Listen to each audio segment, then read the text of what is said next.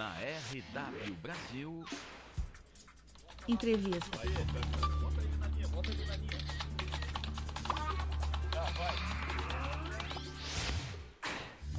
Bem, nós estamos na linha com o professor João Rogério Sanson. Ele é economista, é professor PhD pela Universidade de Vanderbilt, nos Estados Unidos, e é também da nossa Universidade Federal. Ele sempre está nos atendendo para explicar as coisas da economia e nos fazer entender o que anda por aí com o nosso bolso. Professor Sanson, muito bom dia. Bom dia. Bem, professor, nós estamos acompanhando aí este estique e puxa do dólar, né? Ora muito caro para nós, ora muito barato até em relação ao que já foi. Nós, na semana que passou, fechamos o dólar a 2,17, se não me engano, se não foi mais baixo do que isso, né? Foi por aí. E há outras questões também que eu vou desenvolvendo ao longo do nosso papo aqui, mas vamos começar por ele. Por que essas oscilações, hein? Isso tem a ver com o dólar, com a origem do dólar, ou com a nossa economia aqui, hein? São as duas coisas. O dólar tipo uma mercadoria, né, que a gente tem que comprar ou vender em função de transações que faz com o exterior, né?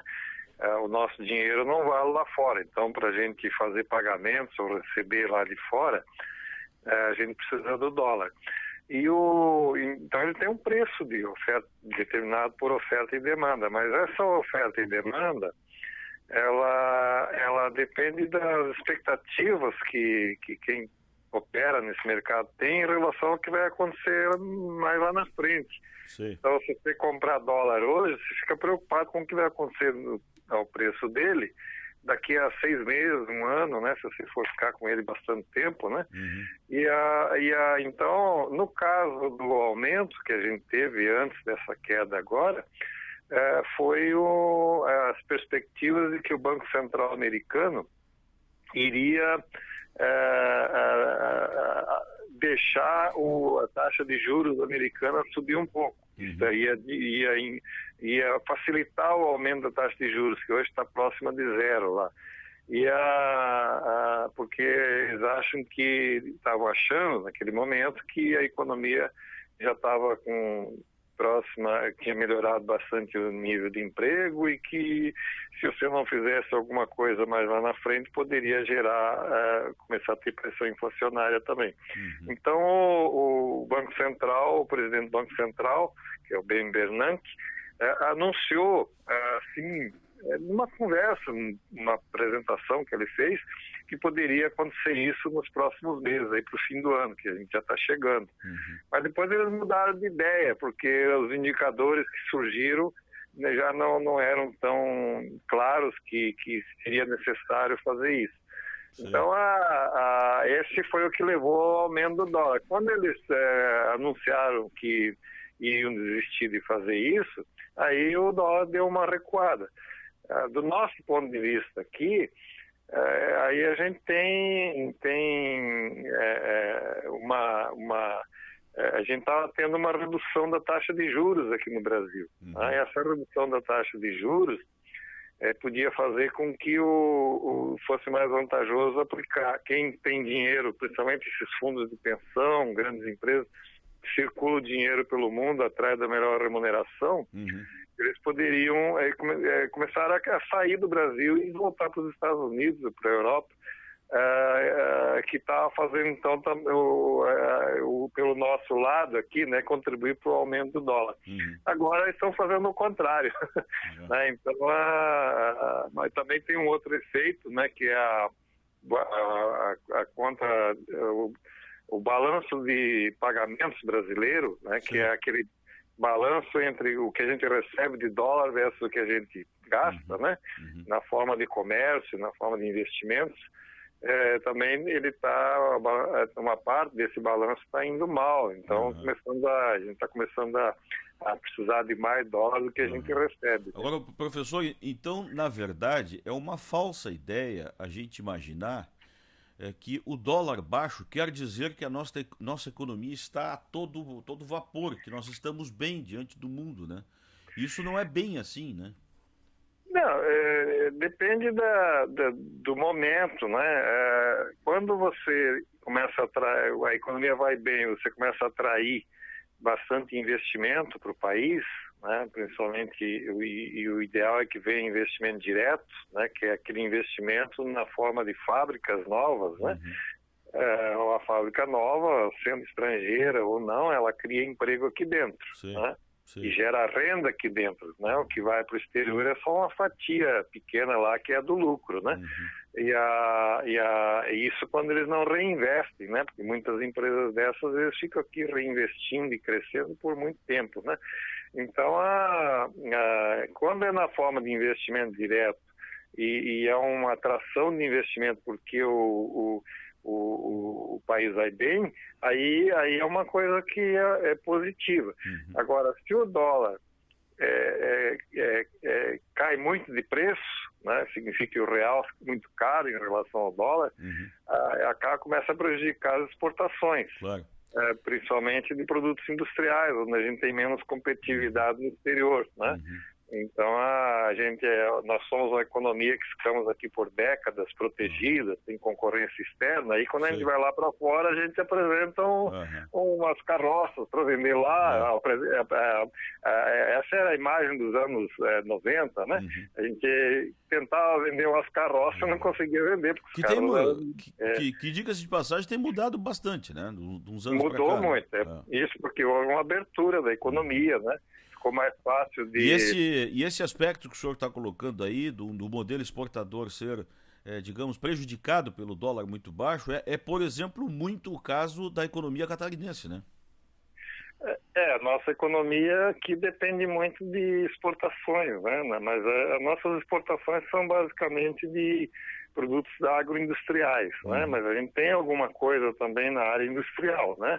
E aí quando o dólar começa a cair de preço, aí o valor que você pode pegar em reais começa a cair, porque também, o preço é determinado em dólar lá fora, né? Então acaba prejudicando o exportador, que ele vai receber menos dinheiro pelo preço que ele pega lá fora, né? Agora, professor, um outro detalhe, o nosso tempo é curto, a gente tem que apressar um pouquinho as coisas aqui. Na semana que passou, nós vimos aí, acompanhamos de perto, o noticiário dos Estados Unidos chega aqui como uma bala, né? Agora né? Então, e a gente fica pensando, será que isso vai afetar o nosso bolso? Nós vimos o presidente Obama muito preocupado em aprovar lá legislações e dentro do Congresso deles lá, em relação à economia, porque poderia estar havendo aí um calote do governo americano junto à economia.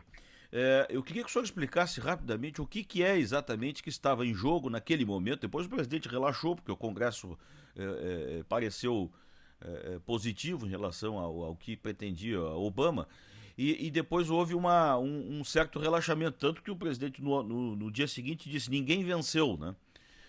O que estava em jogo ali, hein, professor? Bem, o que está em jogo mesmo é o embate entre os dois grandes partidos lá, que são equilibrados em número no Congresso, né? Então aí gerou essa divisão muito forte. Mas o que estava em termos econômicos especificamente são duas coisas. Uma é a aprovação do orçamento. Lá, se o orçamento não for aprovado para o governo. Aqui no Brasil, não. Você vai tocando o orçamento com a história dos 1/12, né? Que o governo recebe automaticamente, ou pode gastar automaticamente, independentemente de o Congresso ter aprovado o orçamento. Lá, não. Se não aprovar, para tudo. Então, essa é uma diferença. E a outra questão que apareceu lá aí, por conta da discussão política lá, os republicanos não queriam aprovar o orçamento, porque eles queriam que o Obama cortasse um pouco aquele programa de saúde que ele criou lá. O outro ponto importante é o teto da dívida. Lá para o governo passar de um certo volume de dívida em relação ao PIB, que é tudo que é produzido no país, ao valor disso, ele tem que ter autorização do Congresso. Aqui no Brasil, não. O governo pode aumentar à vontade, né? Conforme as necessidades. Quer dizer, aí vai depender da capacidade de pagamento e tal, que é uma coisa um pouco mais complexa. É como uma pessoa que tem que ter renda para ter mais dívida, né? Então, mas a dívida deles está bastante alta em relação ao PIB, está no nível que estava se aproximando do nível que ficou logo após a Segunda Guerra, né? Então, eles já tiveram isso no passado, que foi na época da Segunda Guerra e no final da Guerra Civil deles no século XIX. Então, são situações em que eles já tiveram nível de dívida desse tamanho. Sim. Então, se acontecesse acontecer disso não ser aprovado, que é improvável que isso aconteça, a probabilidade é baixíssima, né? Aí daria uma grande crise mundial, tipo aquela de 2008, né? Porque dado o tamanho da economia americana. Né? Tá certo. Professor, para finalizar, o senhor falou agora aí de endividamento, e eu me lembrei que o nosso aqui não é pequeno, né? Há quem diga até que nós vamos enfrentar aí uma bolha imobiliária que está por explodir, porque a nossa classe média foi muito às compras e a compra na base do crédito. E eu queria saber se o senhor também, como economista, está tão preocupado assim, porque há cavaleiros do apocalipse aqui no Brasil, né? Tem, mas no caso do setor imobiliário, o que tem é o seguinte: se você pega os índices de preço dos imóveis por metro quadrado, você vai ver que houve um aumento muito violento nos últimos anos, né? Os últimos 6 anos, mais ou menos, 5, 6 anos, né? E isso ainda continua apontando para cima, agora começando a desacelerar um pouco, né? O medo que quem estuda isso tem, ou a preocupação que eles lançam no mercado, é que isso poderia, em vez de estabilizar e depois esperar o resto da economia alcançar, é que isso caia de repente, como aconteceu em vários países, né? Inclusive nos Estados Unidos em 2007, né? Então a Espanha foi vítima disso, a Irlanda, vários outros países que também estavam tendo isso. E no Brasil, então, o Japão teve na década de 90, né? Então hoje quem tem bolha imobiliária, como se chama isso, é o Brasil e a China, né? Então há esse perigo, mas o crédito em si não é o culpado, eu acho, porque o Brasil tem um nível de crédito em relação ao PIB relativamente baixo comparado com outros países. O que você tem que olhar é se o volume, se a política monetária do governo que é aquela história de regular o juro cada 45 dias, né, a Selic, se isso aí está sendo feito para controlar a inflação. Esse é que é o ponto importante. Agora, se é o volume de crédito em si, ele ajuda alguns mercados e outros não, mas no caso dos imóveis, não é só o crédito que fez isso, né? Foi também o crescimento da economia, o otimismo, um certo efeito de demonstração das outras economias, né? Ok. Professor, em outra oportunidade quero falar com o senhor um pouco mais sobre a nossa infraestrutura, né? Que sempre é tão frágil diante das necessidades que nós temos de crescer, mas isso é papo para outra hora.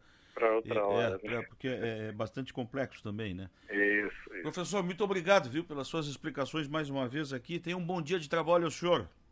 Um bom dia para você também. Obrigado pelo convite. Professor, muito obrigado, viu? Bom, tá aí, o professor já saiu da linha e nós vamos encerrando então mais essa etapa aqui da rede da nossa RDA Brasil, onde o professor Sanson, que para quem não assistiu desde o início, o professor é economista e professor da nossa Universidade Federal e é um PhD em economia pela Universidade de Vanderbilt nos Estados Unidos. Está aí mais uma intervenção, desta vez sobre economia aqui na RW Brasil. Até a próxima. Na RW Brasil. Entrevista. Volta aí na linha.